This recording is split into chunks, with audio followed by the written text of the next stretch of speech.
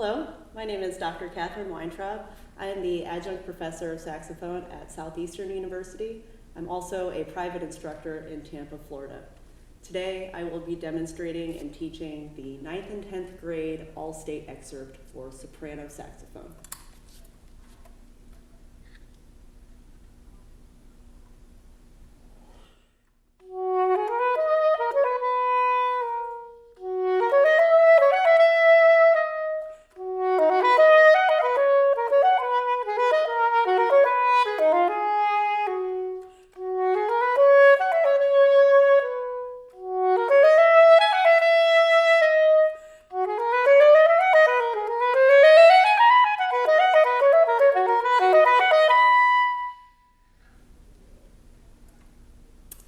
So, this excerpt today is in D flat major, a tricky key for any saxophone if you are not used to playing in this key, because as saxophonists we mostly get to play in sharp keys during band, not so much the flat ones. So if you're not used to playing in this key, I would go over your D flat major scale a lot.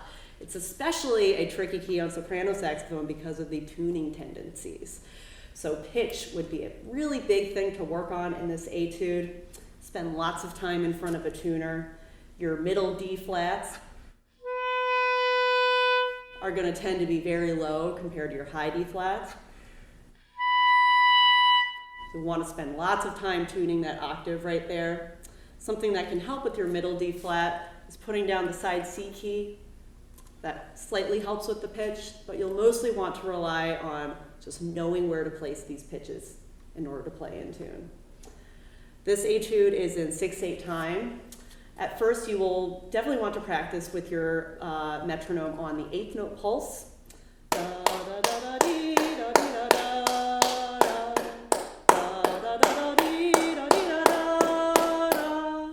Like so.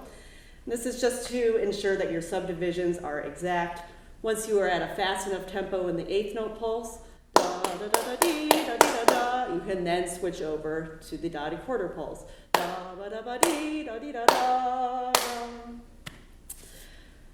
Also, there are some pretty evident 4-bar phrases in this etude. You want to make sure that these are clear and try not to let your sound die completely at the end of each 2-bar snippet. It's going to be very tempting to break this up into very small 2-bar phrases.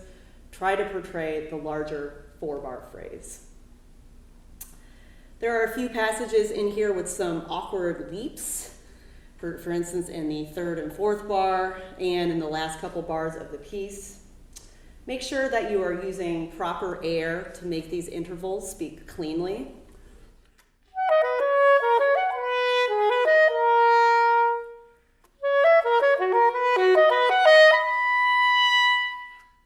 Air is what's going to allow these intervals to come out smoothly and without an awkward break in the sound.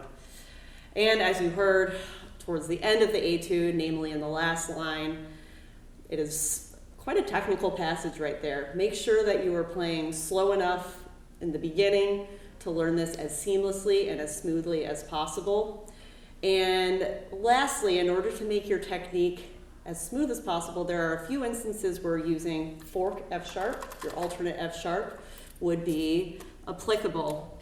For instance, in the 3rd bar going into the 4th bar, that would be a good place to use that fingering.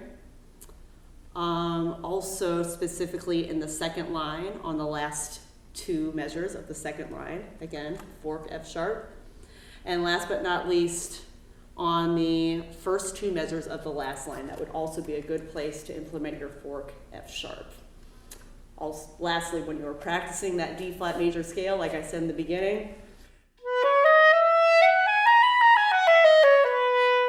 that's a good time to really get used to that fork F sharp fingering, and I think you'll find that it kind of smooths out your technique a little bit. I hope you found these tips and tricks to be helpful. Good luck on your audition and happy practicing.